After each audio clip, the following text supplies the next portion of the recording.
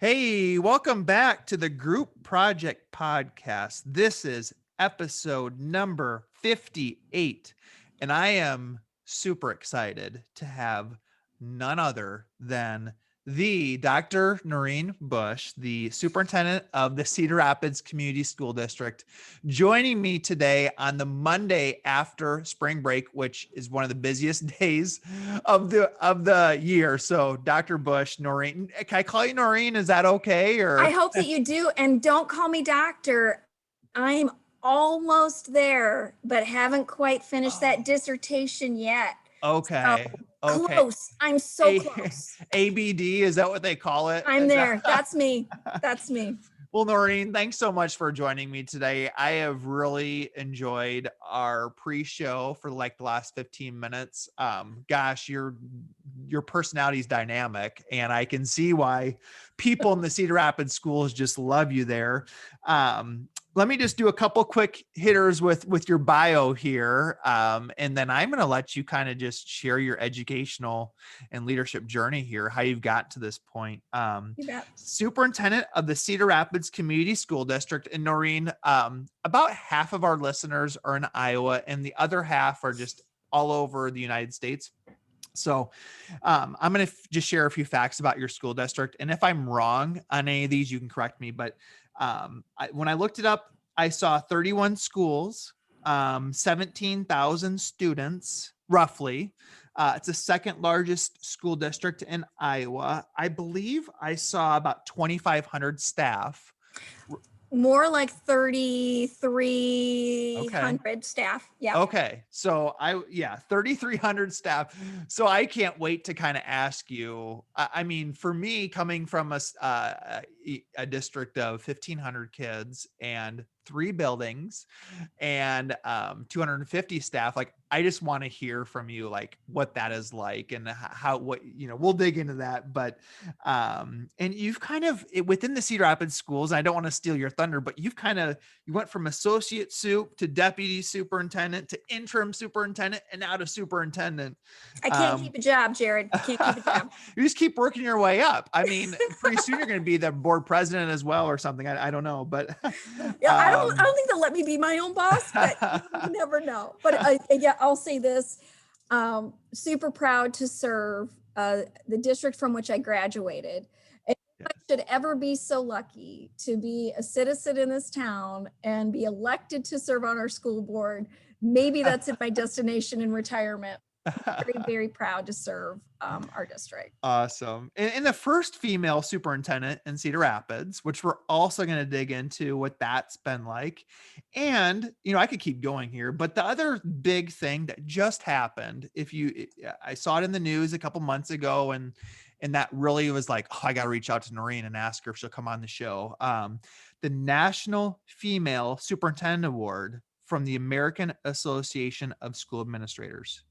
Was that the award? Is that correct? That's correct. Yes. So, okay. So I could keep going. Cedar Rapids Jeff alumni, just some really cool things. The youngest of 7 children, I think I read last night when I was doing my research, but that's a fun fact. But okay, let me pass it over to you here. Tell us, share whatever you want about your educational journey, your leadership, and how you got to the position of Cedar Rapids superintendent. Yeah, so I will say that I was one of those lucky ones who in high school had the calling. I knew that I wanted to serve. I knew that I had a passion. I think I found my passion for teaching maybe before I found my passion for what I liked to teach. So I was a pom-pom. Okay, so not to be mistaken for cheerleader. I have high regard for cheerleaders, but we were the dancers. Oh, okay. And would dance to basically the pep band at a lot of events. And at Jefferson at the time, and this was in the 1980s, we were also part of the color guard. So I had to learn, in my middle school years, I went to a fine arts academy in Houston, Texas, before returning to Cedar Rapids, where I graduated from Jefferson. And I had a lot of experience with gymnastics and dance. So I was teaching other kids, other students, routines. And I found I really loved that, watching other people shine and do their thing and being a part of that learning process. I babysat a lot, I tutored, and I loved the call of teaching and the learning process. I then fell in love with, maybe in love might be a strong term, but I had the most amazing English teachers. And so just through relationships, loved those relationships, loved to, read novels and write and obviously talk. So I found my calling really, really early. So got my degree from Northern Iowa, English, speech, and theater. And speech and theater was actually kind of an afterthought. I thought I didn't do that in high school. People are always surprised when I tell them I didn't do theater in high school. I thought it was an avenue. At the time in the early 90s, English teachers were a little saturated. It was hard to find a job. And I thought if I did some speech and theater too, it might make me a little more marketable. But when I picked up my minor, loved that too, loved the speech and theater. So I did, I got my first job right away in St. Louis County, school district called Clayton School District. It's county seat of St. Louis. So if you're familiar with the Forest Park area and Washington University, that's where I taught and was oriented into the profession in the most amazing way. I was amongst a department of people, a lot of them had their doctorates, and we had an English program in a comprehensive high school, served about 800, 900 kids. And also, I'm originally from Detroit, Michigan, so I've kind of lived around the country as a kid. So I've been called maybe to the metro area. Cedar Rapids would certainly be considered a metro area in Iowa. And so when I was in St. Louis, was part of a program that was a desegregation program. And so even though it's a pretty affluent school district, had a lot of poverty-stricken inner city kids as well, which was actually my pathway. Youngest of 7 kids and single mom. And certainly we didn't have 2 dimes to rub together in my household. So I was brought up with a lot of diversity, and my friends were diverse from Houston and Detroit. So I've always been comfortable in that zone. And so found my path in St. Louis to be a path of not just personal comfort, but really professional rearing, to be in an incredible English department. And the program at that high school, which I believe still exists today, out of an 8-period day at the high school, I taught 3 periods of direct instruction. And the rest of my time was one-on-one with students in a writing and literacy conferencing program. So I would have one of my classes each week, one-on-one, working on their writing products together, which usually incorporated something they were reading about as well. And if you want to improve literacy in the secondary world, they're amazing results. So that was the start of my career, which gave me a lot of leadership, curriculum development, because I was immersed in it every day. We didn't call it professional learning communities. We didn't call it a PLC at the time, but that is definitely what was happening. We were looking at student work together around standards, around writing benchmarks, and honing our craft, and then targeting individualized instruction. Like, that's how I was raised as a teacher. Came back to Iowa because of love. Got married and came back to Iowa, taught at City High for 2 years, did the theater program there, and I'd done speech and theater in St. Louis.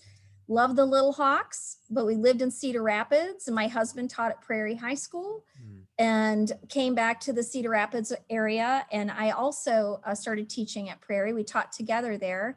Prairie is, I guess you'd call it a southern suburb of Cedar Rapids.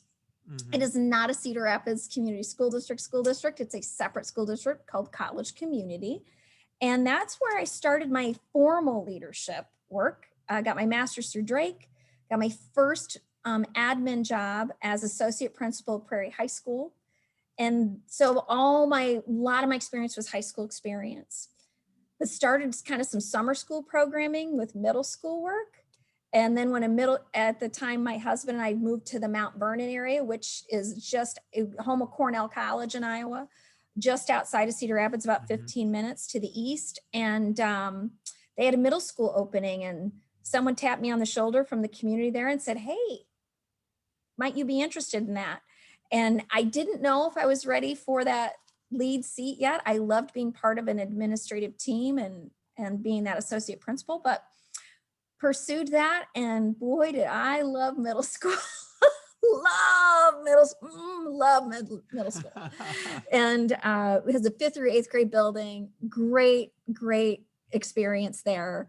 In a smaller district, I'd only been really in larger districts and had that larger district experience. So also living in a smaller town and working in a smaller town gave me a whole new lens on what it means to have a community really immersed in the school. Like, the school is the community center. Like, everybody had a key to the school. Sorry, Mount Vernon. I know the safety has changed now. But, it's like, this guy's doing volleyball and that person's doing theater, and they've got a key to the school, and they just sign it out and people use it. And that, I learned a lot through that process. This is where I learned some of the most challenging parts of my career. We experienced 3 suicides in 1 year in Mount Vernon, and those were all my kids. And so wrapping arms around kids and families through that, it was indeed what they would call a contagion situation, and put us on the national lens of getting national support when facing teen suicide as a community. And what we learned together, what I learned from Mount Vernon, will always be with me and carries me forward in my practices around the supports of supporting a whole child and knowing the whole child. And so that work launched me into my next step in my career, which was being a principal in a K-12 residential treatment program with the mental health at Prairie Edge and College Community. So I bounced back to College Community, and that work was forever changed my perspective of how to support kids and families. Went to the district office at College Community as director of secondary ed, got my superintendent license, really didn't pursue this seat. Just want you to know, I did not know I would be a superintendent.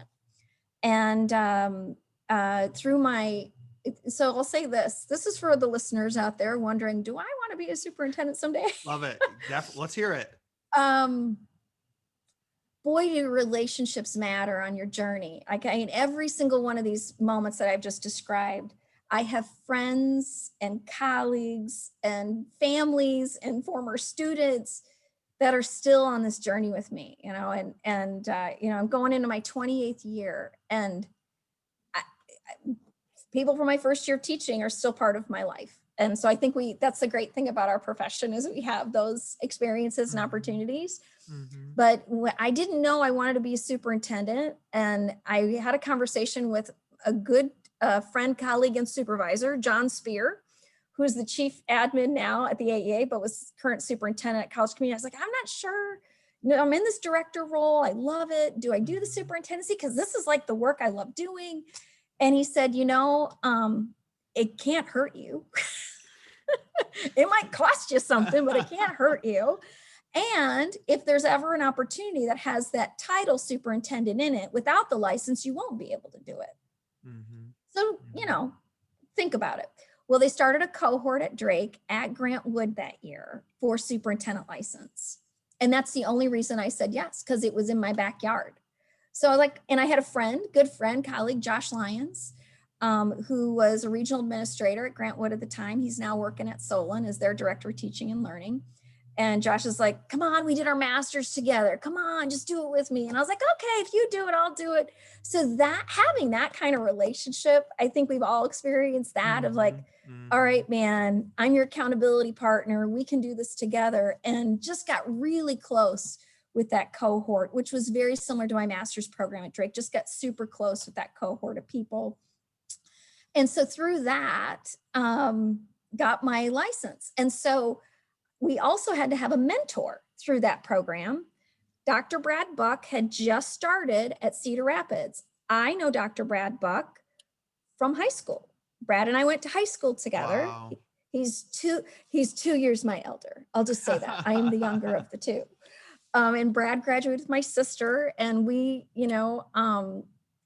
just known each other. Did not have a professional pathway together, but we would see each other at SAI. Hi, how's your sister? Hi, how's your sister?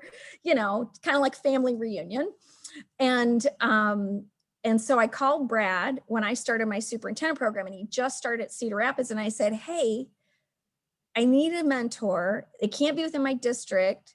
Could you use some help with something? You got some projects in your future? And to have a willing, experienced administrator with Brad's resume, right? Former director, former superintendent, associate superintendent, say yes. And I already knew him from high school years. That was a great gift to me. But he was so willing to just say, here's something I need help with. And that got me to know Cedar Rapids with Brad, and the work that the district was calling upon with a serious focus on equity just called to my heart, kind of back to those St. Louis days. And so loved college community, very, very hard decision. But when the associate superintendency opened in Cedar Rapids, I had a hard time saying, knowing which way to go, but I followed my heart and my head, and now here I am.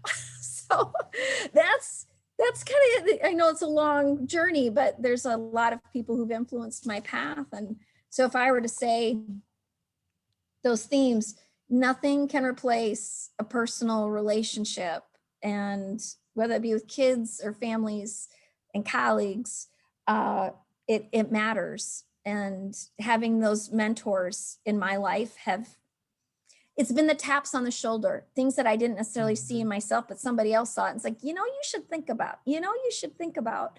And I think that my philosophy has been, and I maybe didn't realize it at the time, but I've led from the seat that I'm in, not a position. I'm not waiting for positions to come to me to lead.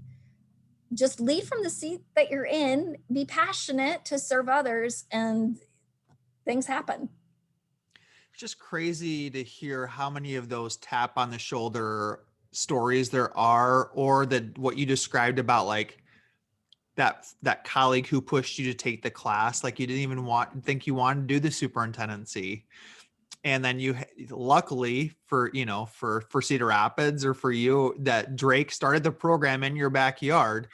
It just goes to tell you, sometimes those just 5-minute conversations you have with a mentor or with a leader, how much those can just like change your life, So I guess I think that's important for the leaders out there who are listening. Like if you've got somebody who's working under you, and they're asking you, should I do this program? Like how important that conversation could be, and to help guide them. So I think that was really cool. I had no idea you were at City High, Prairie, Mount Vernon, back to college community, Houston, St. Louis, Detroit. You've been on, it's just been an incredible journey there.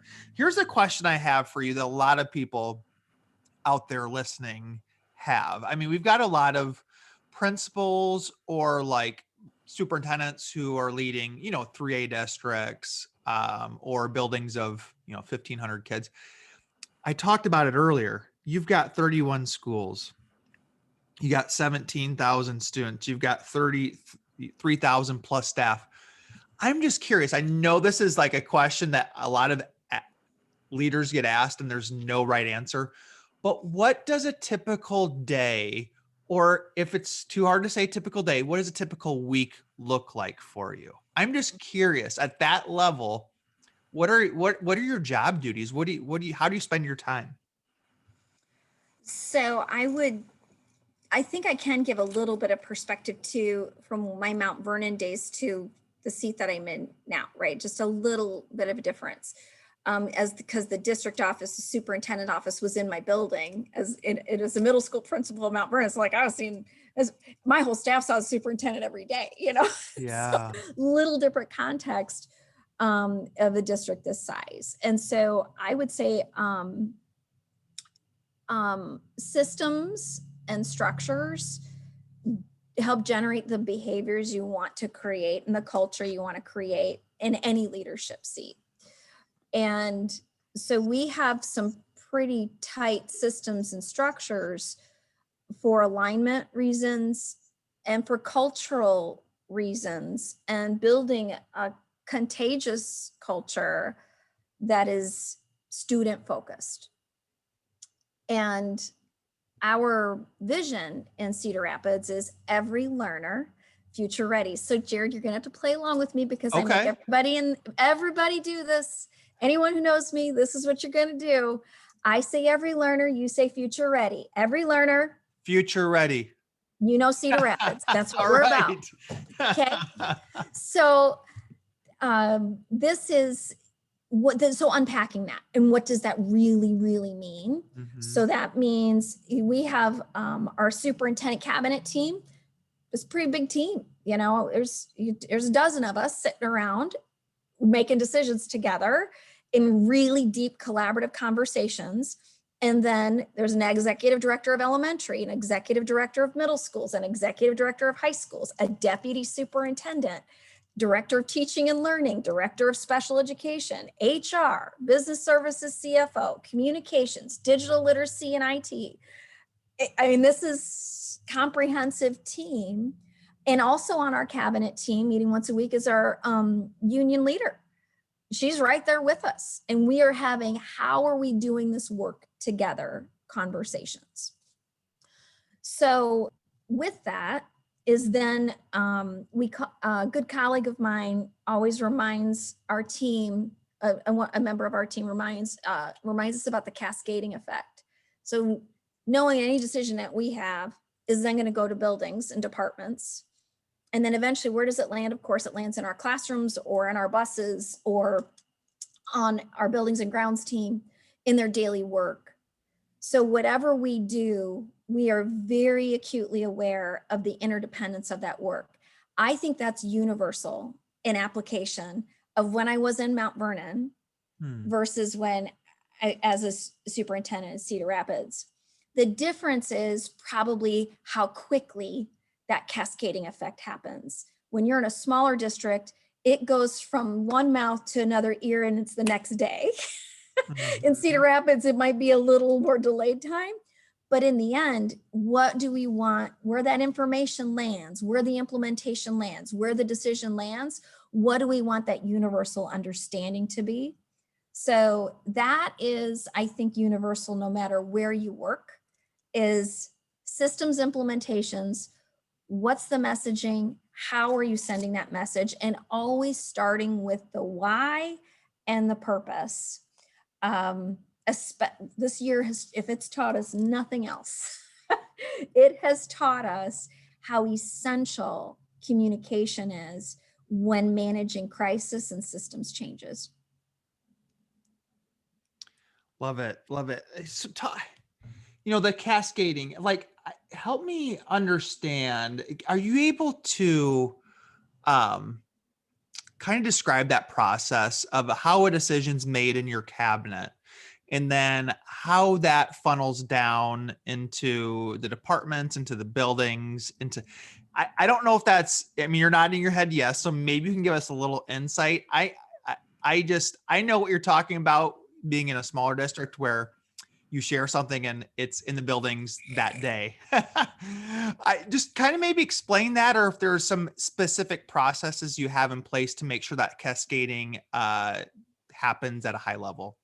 I think that not to oversimplify it, but a lot of things that we decide sometimes are nuts and bolts in management.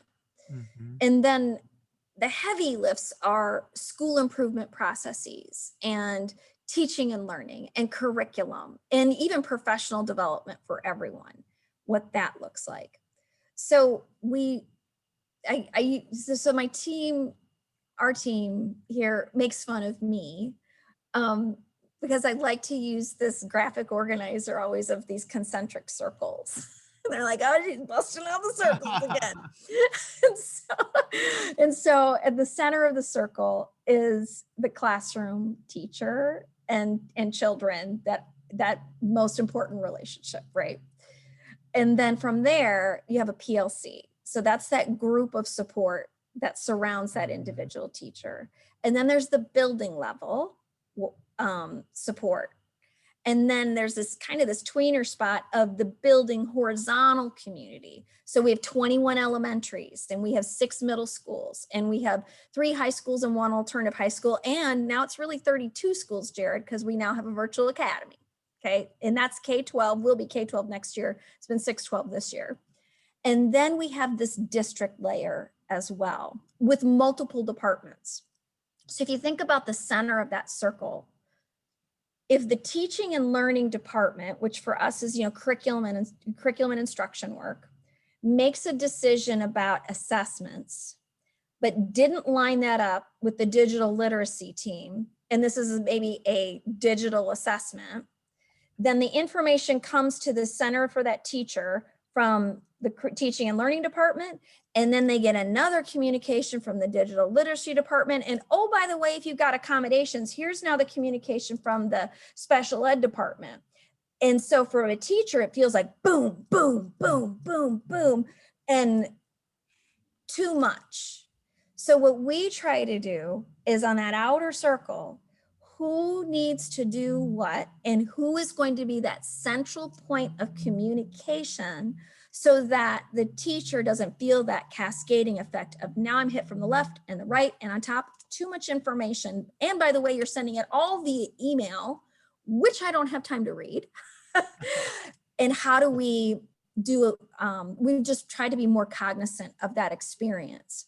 So what's happened over time is a lot of the district, it felt like, and to steal a nonverbal from Dr. Brad Buck, felt like this: district demand pounding on top of a teacher. So as I'm pounding my fist like a hammer, it's not the feeling that we want to have with our most precious resources in front of children. We want them to feel supported like this. From underneath, supporting, not a hammer down, a support and lifting them up. So we had to think about how we deliver that information differently. So instead of information coming at the center of the circle, we try to think about what's the center of the circle coming out. So listening, supporting. So what is that PLC telling the building level? What are those building leaders telling the executive directors? And then those executive directors bring it to the district level team, and how we have a process for support. However, the common thread that maybe feels like a district demand, common language, a common framework for school improvement. And we use the High Reliability Schools Framework by Bob Marzano.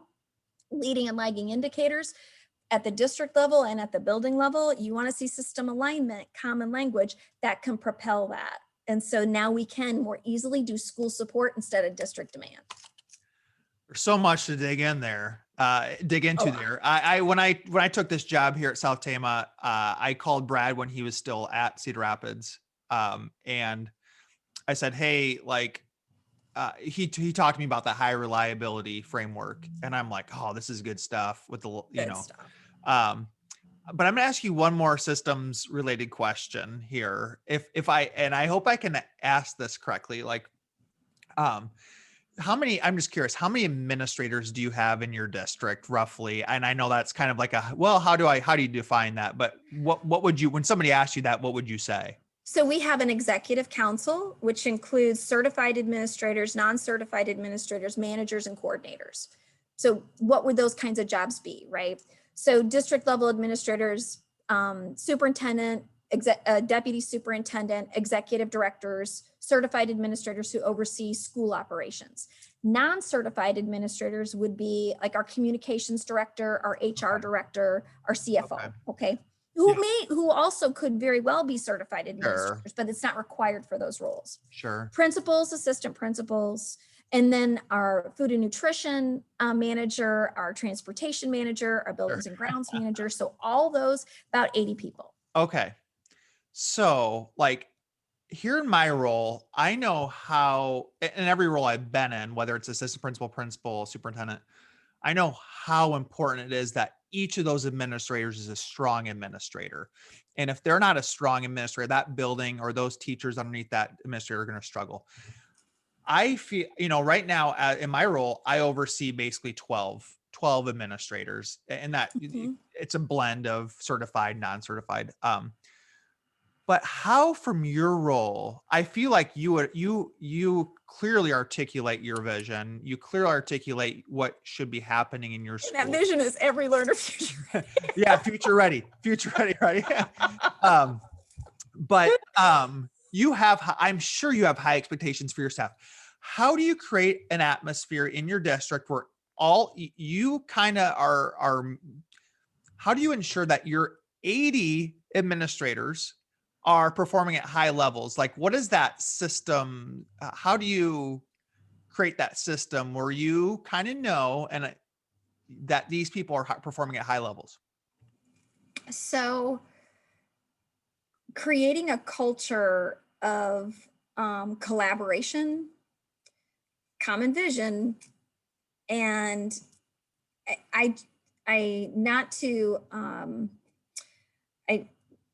to use this as a euphemism, I truly believe in servant leadership. Mm-hmm. So to me, within servant leadership, it has to start with the common vision. What is it that we are trying to accomplish together?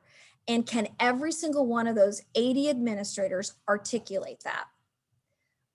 So I am confident that every administrator in Cedar Rapids, if you were to ask them today, what is the vision? They would say every learner future ready. Like and so would the Downtown Rotary Club, because I make them do it all the time. But anyway, it's part of our culture. So then the next piece after that common vision is creating those structures of collaboration and cultural understanding with strategies that are defined and clear with a very clear strategic plan. So that's that structure to create system operations to move things forward together. So I would say that our 80 administrators, if they were taking a look at our strategic plan, they could talk to the 4 major focus areas. They could tell you the things we're focused on as a district. They may not be individually leading it, but they are aware and have knowledge of what we're doing together, what we're trying, and how we're trying to accomplish it together. Then it's listening as a servant leader. So for me, it's listening to that cabinet team. For the deputy superintendent, we have an Office of Learning and Leadership. She's leading those central administrators who supervise school principals, who Office of Teaching and Learning, special education. She's listening to that team, and that team is listening to school principals, assistant principals. And so what we create is a structure. I call them focused conversations. Others might call them reflective conversations. But we do have our meetings quarterly for that group of 80. But then we have bi-weekly level meetings for all the elementary principals, middle school principals, high school principals together. We have our business and services team meeting. That's also every other week. But the superintendent cabinet meets every week for about 4 to 5 hours. The Office of Learning and Leadership team meets every Monday for 2.5 to 3 hours. And it's constantly syncing up. So those structures are in place so that we can keep in communication with one another at all times, so that if something surfaces, it's like, oh, we better bring that to cabinet on Wednesday.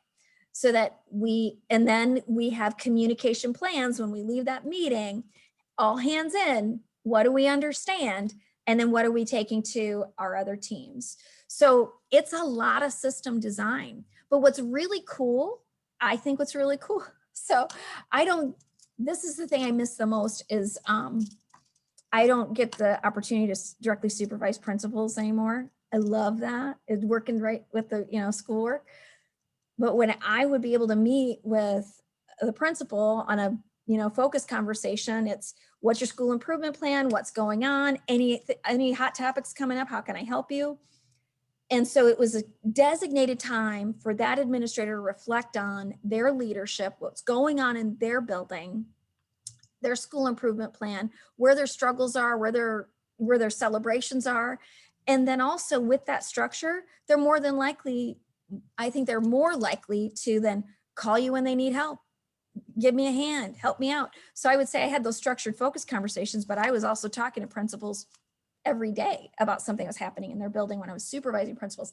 That's true for the people whom I supervise now. So that's just the structure that we create. It's a lot to design, but it sounds very familiar, I imagine, to what you have for your team. A little, I'm just blown away. I feel like, okay, I've got a pretty good systems understanding. And then what you described there, like it's a whole different scale. I mean, you just scaled what we do times 100. But so I guess the big takeaway for listeners is if you do have aspirations of moving into that 4A role here in Iowa or a larger district, I mean, it's really imperative that you have that systems understanding and know how to create those structures. I personally just see a lot of superintendents and principals who struggle with that. It's not one of their strengths. So I feel like I just feel like that's been a big takeaway so far. And I probably went down a little bit too far of a rabbit hole there, because I'm looking at the time and we're already like 40 minutes in. But it's just fascinating to me on those big, and I consider you're the second largest school district in Iowa. It's just fascinating for me to listen how that's structured and how you can, as the leader of that big of an organization, you can still ensure that you've got high quality leadership at all levels. So that was all. I appreciate you sharing that with me. Well, and I will say a little bit too, just as a quick side note, there is importance of presence, even in a district this size, of the superintendent. So unfortunately, the pandemic interrupted some, school visit opportunities and then also just the heavy lifts that had to happen from the system level. But I've really done a lot of video screencasts, weekly messages to all staff. So it arrives in everybody's inbox and not just the leader's inbox. As it's really important to me. I know I don't have those personal relationships with all 3,000 plus of our employees, but I want them to know how much I care about them, even if I don't get to talk to them every day. So finding those ways to consistently and continually just share my heart for them and how much I appreciate what they do for kids every day. I think that's one thing that maybe is a takeaway for all of us in this year, is just maximizing the ways to communicate with staff, even when you can't be in their presence every day.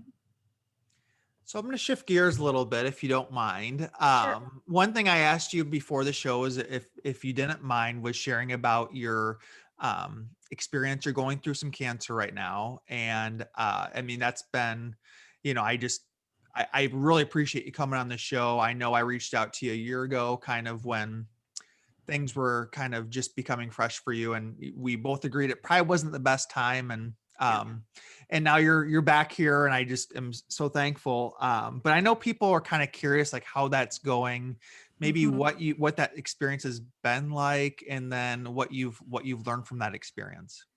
So, really never a good time to get, this diagnosis. However, I will say that, the governor shut things down on March 13th, right? A year ago. And it was Good Friday, in which for a couple of weeks, I wasn't feeling right. I was like everybody else, I was blaming it to the stress of being up at, 3 a.m. and not going to bed till midnight, trying to figure out what we're going to do for our schools and working with the leadership team here. And so was really attributing my not feeling great to just the stress of working all the time. But something just didn't feel quite right. And so I called my general practitioner. I didn't have any COVID symptoms and went in to see him on a Good Friday. And by that afternoon, I was seeing an oncologist. So 11:30 with my general practitioner and 4:00 sitting with my oncologist, which tells you, because of COVID, I had immediate access because I didn't have any COVID symptoms. So he checked me out and he's like, this isn't right. CT scan showed a pretty good sized tumor. and also showed that it had spread to my liver. What they knew it was cancer something, but didn't know it was cancer what. And then by 4 o'clock, I was seeing who is my oncologist, who is a champ and a rock star, Dr. Ann Stroh at Hall Prine in Cedar Rapids. So 4 days later, I was diagnosed with cervical cancer, stage 4, really advanced. And the very next day was getting chemo. And so, so I'll say this is how I saw it when the news was delivered to me. I do not have time for this. I do not have time for cancer. I mean, so I'm like, chop, man, what is the plan? Because I have a situation to take care of because these schools have been shut down for 2 weeks and I got some plans to make. So plus I got my own kid who's home from Drake because they shut down, and my own child whose school is shut down, 12-year-old at the time. So this was where my mind was, and didn't cry about it, admittedly swore a little bit, and then just said, all right, what are we going to do to get after this? Let's go. So the treatment plan was chemo. And so for every 3 weeks, sat in the chair for 7 to 8 hours on Fridays, and was able to Skype and Zoom and Google Chat and Google Meet and make phone calls. And guess what the benefit was for me? Everybody else was working remotely too.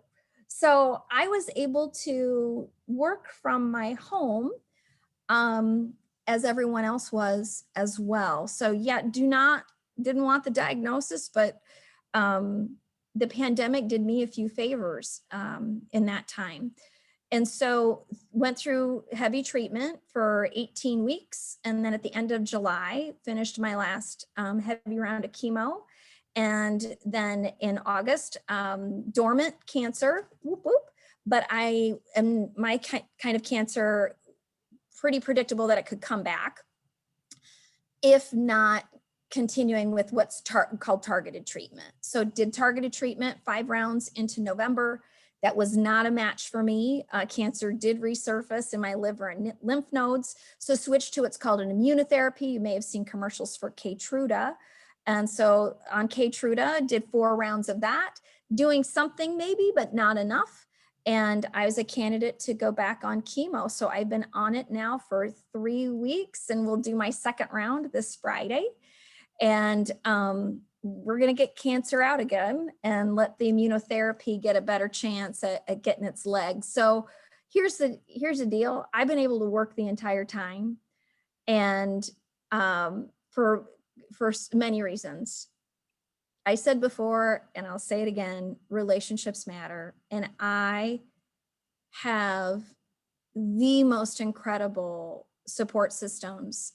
From a superintendent point of view, the leadership team here is just, can't say enough about them. So service oriented, but have certainly supported me on my journey, and supported our kids and our families. And, our principals have been incredible.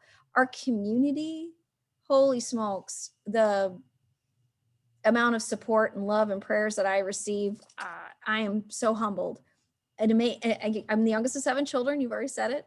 My family has been supportive, my 87-year-old mother and my in-laws. And then of course I have the most incredible partner in life, whose name is Russ, who has just been an anchor for me and our 2 kids. So as a patient, I got quality time with the 3 men in my life every day, and was able to work from home and have managed this. And so when everybody came back in July, I was at a point in my treatment, I was pretty beat up by chemo, but was able to come in and work and listen to my body, rest when I need to. But as I go into this next round, here I am, I'm talking to you today. And so how blessed am I? So, yep, the journey will continue. And honestly, the cancer community, just people sharing their stories, is so inspiring. And we've lost some of our employees this year to I call them my fellow warriors who were fighting the fight I'm fighting. And just to watch how a school community is like no other employee system. We truly, truly are family, and how we support each other. So that's, I've talked about being a hope spot in our district for a couple years now. And a hope spot is a place in the ocean. It's an ecosystem in the ocean that exists despite environmental distress. Like, it creates these unbelievable, beautiful ecosystems despite the surroundings. And as you know, political tensions were arising over the past couple of years, and more demands on schools and school funding, you know, questions, I just said that's our job as school districts, is to create hope. And so we are the hope spot in Cedar Rapids. Our school district is a hope spot. And that's been my continued personal experience, is absolutely, it's the hope spot. Now, that hope spot idea, I love that. I read about that in like the Gazette Online last night as I was kind of preparing for your for our interview. Did you have that? Did you talk to your staff about that even before you got the diagnosis? Yeah, way before. Yeah, Well, it was our launching theme of fall of 2019. Wow. I mean, that's just incredible that it just ties in so perfectly to kind of your personal, just like you said. Yeah. Yeah.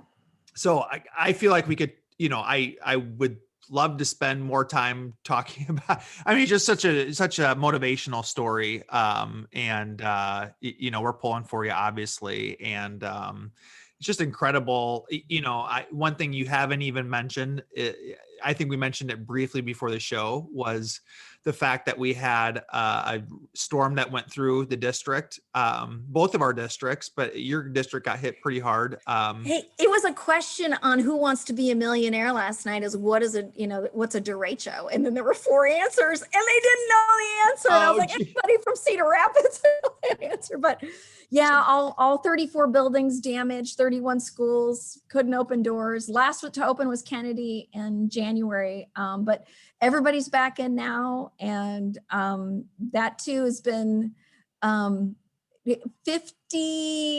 million worth of damage. Wow. Yeah. So, I mean, I just think about all the things that you've gone through personally, professionally, these last, 12 months. It's just incredible that you're here, that you're with me, that you're smiling, that you're like, hey, you're laughing. I mean, it's just an amazing story. So, I'm going to switch gears just a little bit, and I know I'm are you good for about 15 more minutes? Sure. Yep. Okay. I'm going to try to go quick here. I feel like I've got to ask you this question though, about being a female in a male, typically, you look across the state of Iowa, superintendents, I don't know what the numbers are, but probably, 80, 90% male, probably could be said just, countrywide. Is there anything, challenges of being a female superintendent, or any advice you have? There's just not a lot of females going into superintendency. Anything you want to share about your reflections on that? I think gender aside, leaders need to support leaders. These can be really lonely positions, especially during a school day grind. If you're the only principal in the building, you don't have an assistant principal, like you're it. You may have an instructional coach or a building facilitator or a building counselor, but really you're the only certified administrator in the building. Having that system of support with fellow administrators is so incredibly important. So as a woman, I have had the great privilege of having women mentors in my life and male mentors in my life. And so, not to sound cliche, but, I was raised by a single mom, raised 7 kids, whose focus was working 3 jobs all the time to make sure that ends were meeting, and incredibly humble and not as talkative as I am. And, there were always books in her hands and hours and great music playing in the kitchen while, dinner was being made. I was in a very literacy rich home. It was a very poor home, but I was exposed to great things because of my mother. I was exposed to hard work. I was exposed that it will produce results for you, and how important it was to have a parent who believed in the power of an education. So that is, one of my greatest mentors is my mother. But I would say in my professional life, there will be some out there who know this name, Ying Ying Chen of College Community. I don't know if I've met anyone who's more relentless and harder working than Ying. Ying passed away from cancer a couple of years ago, her battle with brain cancer, very rare cancer, and she passed after her retirement. But I was blessed to work with her for better than a decade. And she would always say, the answer's in the room. You are smart and incredible people. The answer's in the room. And she was especially diligent about telling that to female administrators. Believe in yourself. You know the path. Raise your voice, raise your hand. You have something to say. Bring it to the table, because more voices and more ideas will get us to a better place than you sitting in silence and not offering and contributing to the team. So she is a great mentor, and always on the cutting edge of research, like a gazillion articles, being emailed to the team, like, read this, what do you think about that? And also that person who, she knew her strengths so well, but she could recognize them in others and tap them on the shoulder to say, have you thought about? It's funny that now I'm talking about her. When I was an assistant principal, she said, have you thought about getting your superintendent license? I'm like, heck no, I'm just figuring out this deal. She's like, you need to think about that. Well, that was in 2006. And I didn't go pursue it till 2016. Wow. So, but I think it's important that we as women encourage other women to raise their voices, because it is a cultural thing to not be the first to raise our hands. And that, and I think that also more and more men leaders see the value of having women leaders on the team. And so I think we together are building that capacity and vision. So yeah, there's room to grow, but I see a lot of growth and a lot more female superintendents in Iowa now. I just look at the UEN alone, the Urban Education Network, Waterloo, Council Bluffs, Cedar Rapids, deputy superintendent in Cedar Rapids, Ankeny, we're everywhere, and Ames, so there's more and more female superintendents. West Des Moines, Johnston, Marion, yep. Right? I'm just naming what's coming to the top of my head from my female colleagues here. Sure. So, and I know, and the same too, I would say the metro area here, we're a very close knit group. And there's 4 of us, Linmar, Marion, Cedar Rapids, and College Community, like snow day decisions, etc. Well, 2 of us are women, 2 of us are men. And I don't even think it comes to our mind half the time when we're talking about the decisions that we're making, but that's true. That presence alone, what I think it does is it helps younger educators and even our children see, I can do that someday. Awesome. Okay, Noreen, I'm going to switch gears here. So the show, we try to focus on 3 different things. And we've all 3 things have been definitely been in this conversation with leadership, education, and personal growth. So these last quick hitters, I call them, I got about 7 or 8 of them, kind of more on the personal growth side. It's kind of more on the entertainment / personal growth side. Okay. So in each of these, like I said, just kind of the first thought that comes to your mind, and each one takes about, 60 seconds. I mean, you can talk as long as you want. You have great stories, but I also want to make sure I honor your time here too. The first question, I don't know if you're going to feel comfortable answering this. I hope you can, but if listeners visit Cedar Rapids, what's one place they got to check out? Oh, okay. Go ahead.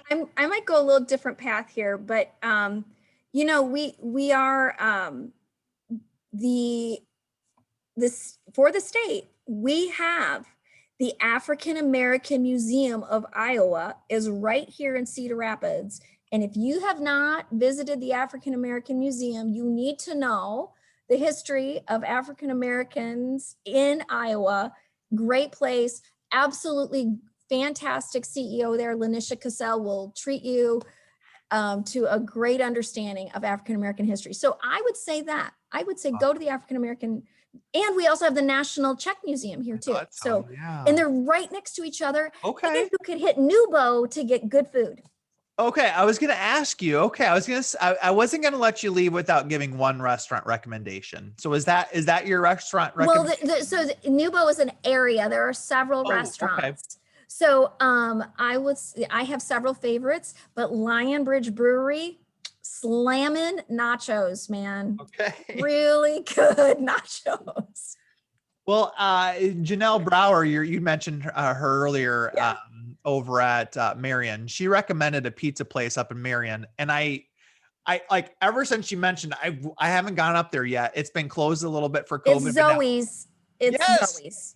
Yes, I know. So now I've got two places I gotta check out over there. Lionbridge is really good. And Lionbridge is owned by a Cedar Rapids alumni. So That's awesome. Okay, next question. What is one up to $50 purchase you have made in the last year that has made life easier? All right. So here we go. Personal sharing. Yeah.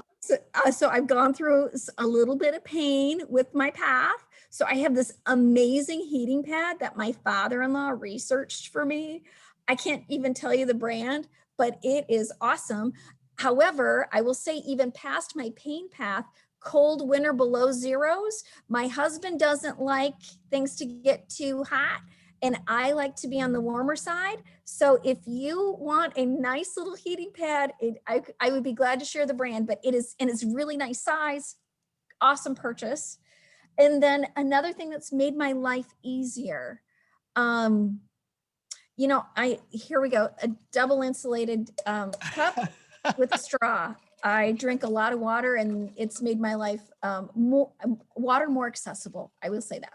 So let's just briefly go back to the heating pad. There's a lot of heating pads out there. Is there anything that sets this one apart? That it has a little fuzzy side that's like plush material, and it has multiple settings, not just your high, medium, low. Okay. It has a dial of 10, which I like the variance of that.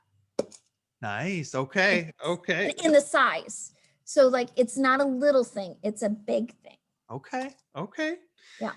Okay. So you mentioned you grew up in a house just full of literacy. Okay. And the next question is the book question, which people love hearing the book answers. What is one book that has greatly influenced your life? To Kill a Mockingbird. And that might be other people's choices too, but I would say I read it as a junior in high school for the first time in Mr. Campbell's class at Jefferson High School. And he really allowed us to discover together the civil rights components within that story of what we would call underserved populations truly experience, what discrimination really is, and what that lived experience is through the eyes of the child scout and seeing what a child sees. And so here I was, my lived experience in Detroit, Houston, Texas, and I'm now in this, Iowa high school classroom with not a very diverse peer group, talking about diversity. And then he really challenged us to think differently as white people. And so I took that forever with me. And I thought, if I could create those kinds of life experiences for students to make this a better world, I want to do that. So that was the one. I love it. And actually, I've had 50 plus guests and nobody has mentioned that book. So Now let And me ask Harper you. Lee, female author. That's true. Now let me ask you this. What about like anything that comes top of your head for like a leadership book or an education book that you can? Oh yeah. Anything Michael Fullen. Like I am a Michael Fullen crazy fan. Awesome. So his articulation of what moral purpose is, even if someone could just read an article or a presentation by Michael Fullen around moral purpose, that put into words what has been in my heart and my head. And the first time I read him was in my master's program, probably about 2004 or 5. Mhm. And I was like, this is what I've been trying to say, moral purpose. That's the name of that thing. So it's a purpose that's greater than just serving kids. It's about serving the community and the world for a grander idea beyond just Yeah. K-12 systems. I love what you just said there. I think that's like the beauty of reading is like when you have not been able to put into words what you're thinking and then you read it, it's like, yes, this is You're my what I've been man. trying. Yes. Yeah. So I will say I had the opportunity to meet him a couple times. He might think I'm a weirdo. Oh, jeez. I Oh. do. You spoke my heart. I couldn't say it, and you did. Oh gosh. You That's didn't. I wanted to tell him you didn't know that was my research you were writing. Anyway, yeah, love Michael Fullen. awesome. Okay, so here's a relatively newer question. What is one phone app that has positively impacted your life? Okay, I have a new one that I adopted in January-ish, and I put out a call of we've been working on self-care. A lot of folks have been, but I really asked our leadership team, superintendent, teachers cabinet, superintendent, admin cabinet, to think about one thing that you could commit to Yeah. that we kind of self-check each other on. So I use it's called Insight Timer, and it is a meditation app. And this is what I love about it. Like there's 2-minute meditations, 5-minute meditations, 10-minute meditations. So if you have that stressful phone call of the person who doesn't like you today, just take a second, give yourself 2 minutes and decompress. So I have found that to be really helpful. I love it.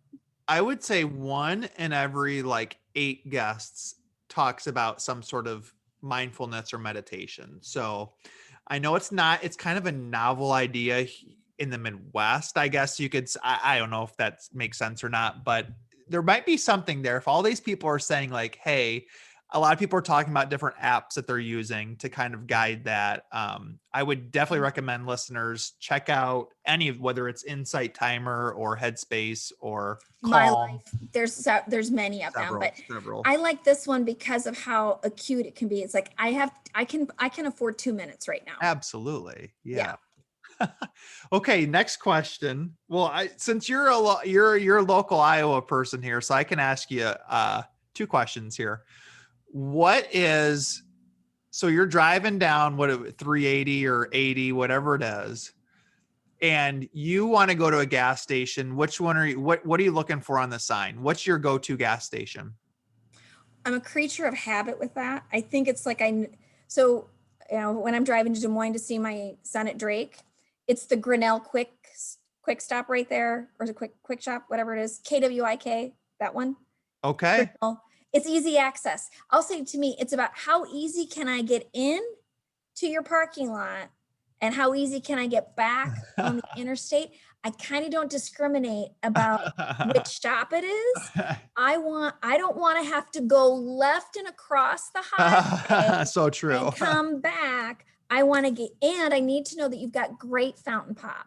Okay, so that was my question. What's your go-to item? Is it fountain pop? Is that correct? I don't drink a lot of pop, but when I'm in a car ride, I like a little something, and I like my fountain pop. And what fountain pop flavor or brand? Or I don't believe in diet pop. I think that it shouldn't even exist. So I prefer straight up Coke. okay. Classic. There you go. Okay, we're gonna just really take a left turn here.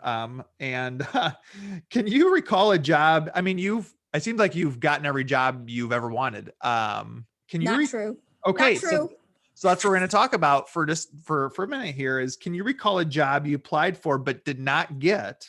I And and, didn't get it. Yeah. and There what were did you two. learn? What did you learn from it? So, oh, this is a funny story. I don't know if I want to tell it. It seems like Noreen Bush has gotten every job she's wanted. So this is gonna be No, interesting. this is not true. All right. So, okay. I applied for an assistant principal position before the assistant principal position was open at Prairie High School, which was my first admin job. So I was in a position I was a systems thinking strategist for College Community School District, which was, I worked with the Waters Foundation. It's a national organization about systems thinking implementation within schools, and specifically within kids and learning about systems thinking habits. So really, really cool. Watersfoundation.org, great resources. They're free resources. They too have an app called Habits of Systems Thinkers. So if you are into systems thinking and really want to learn how to teach to kindergartners, that's a free resource for you. So anyway, that was my work. So I had the opportunity. I was kind of what we would call teacher leader position, but I had not a formal admin role. So I was really thinking I wanted to be a high school assistant principal, high school educator, and I loved the idea of being on a team. I didn't necessarily want the front row. I wanted to be on a team to learn together and collaborate. So I did apply for a couple of assistant principalship positions that were not at College Community at the time. And I didn't get either one of those positions. And I had relationships within both of those buildings. What I learned was I wasn't a fit, and probably they weren't fits for me at the time either. And had I been offered either one, I'm sure I would have said yes. And I would have been, gone all in and made it a fit over time. But I learned what fit meant. And what was interesting to me is I had a relationship to provide feedback to me from my interview from a person who was in an administrative role on one of those interview teams, and graciously agreed to give me some feedback. And she was so tremendous. And she said, listen, you were a little much. Jazz hands. So excited. And she said, and I'm going to tell you something. Never be less than who you are. And that is who you are. You are excited, you're joyful, you love what you do. And if their feedback was you were too much, then know that it wasn't the fit for you. It was the best feedback I ever got. And I thought, I'm never going to compromise who I am. I can't be less than who I am, and I can't be more than who I am. So yes, that is my story of not getting a job, but the advice that came with it. People love hearing those stories because they feel like they see people who in their minds, have always gotten every job they wanted, or they're in these, pretty prestigious positions. And they're like, they've had it, there's a lot of people who like can't get those first admin jobs. And so it helps to hear that Noreen Bush, the superintendent at Cedar Rapids, couldn't get, was too much in those interviews. I mean, I'm sure people listening have kind of gotten the same feedback, or they're too intense, or they're too, just doesn't, I love what you shared there. I got a brand new question. I got two more questions for you, and then we'll let you go here. Okay. This is a brand new question that I stole from another podcast, and you're going to be my guinea pig here. I believe, I think you're the first person. Can you think, so we talked about the not getting that job part, but what about this? Can you think of how a particular failure set you up for later success? In other words, do you have a favorite failure of yours? I have a few. Yeah, I would say, I think that early on in administration, I, just like blazing, excited and thinking about systems and supports that had worked within the context in which I was working and learning and on collaborative teams, and lifted some of those experiences and brought them into my new environment. So when I was principal in Mount Vernon, first year principal in Mount Vernon, I knew that I wanted to meet with all individual staff members and ask them 3 general questions just to get to know them. So did all that. And then also I was kind of charged with that handbook, that staff handbook really needs to be redone. So I was reviewing that and wanted to make sure that was done over the summer. So I'm meeting with staff and thinking I'm listening, and I redid some of this, and without even thinking about it, I rewrote the staff attire expectation. What can you wear to work? I didn't think much of it. I was like, oh, like this needs a little cleanup here and there. And so wear your Mustang gear with, on Fridays with jeans, absolutely. But, Monday through Thursday, probably no jeans. I had no idea that was a cultural thing because I didn't know. And I just thought it needed to be put into words. And, oh no, they were wearing jeans all the time. And that was a thing. And that was kind of a privilege within the culture of the staff. And like to the point where I really, really made people nervous about the start of the school year. And oh my gosh, she's going to be like, which is not really who I am.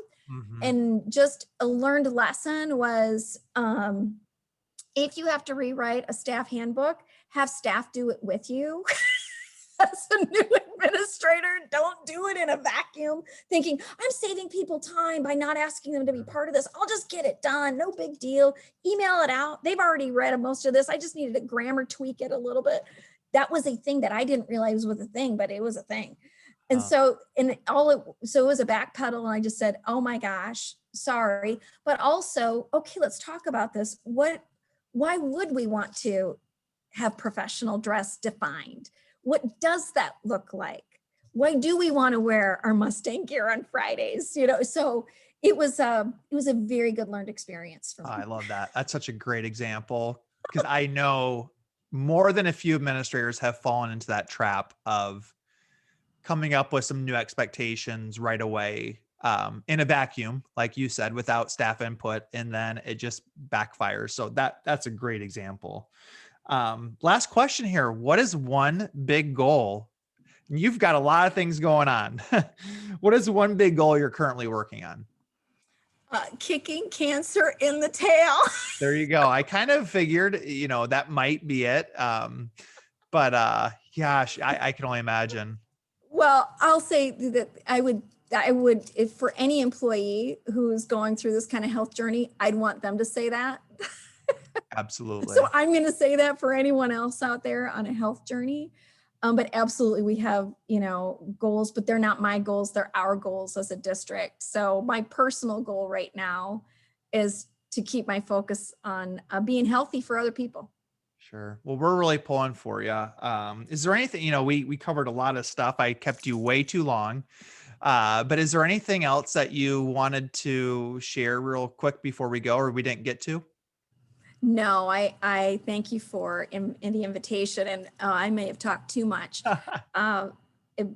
Thanks for the shared passion and the shared stories, and appreciate your contribution here so that we can all learn from each other. So thanks for the safe space to talk about my journey, but Cedar Rapids journey. And I would just do this. I would invite anyone who's interested in our story here in Cedar Rapids. We'll host you anytime. You just call us and we'd love to have you come and see our magnet schools or our town or meet our team. And shared practice is the best practice. And we would invite your invitation as well. So would love that. Well, cool. Well, thank you so much, Noreen. This was such a fun interview. You made it so easy. Sometimes these interviews, I get a little nervous going in, but your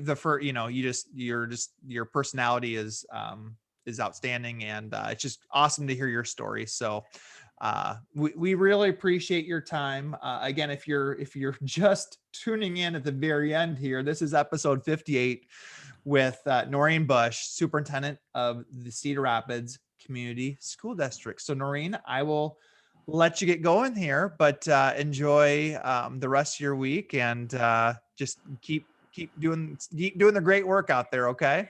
Thanks, Jared. I'm going to go get to work on every learner. Future ready. Future ready, right? That's right. Got it. Awesome. Yeah. Well, hey, I appreciate it. Have a good night, Noreen, and good luck with everything. Okay. Thanks a bunch, Jared. You have a good one. Okay. Thank you. Bye.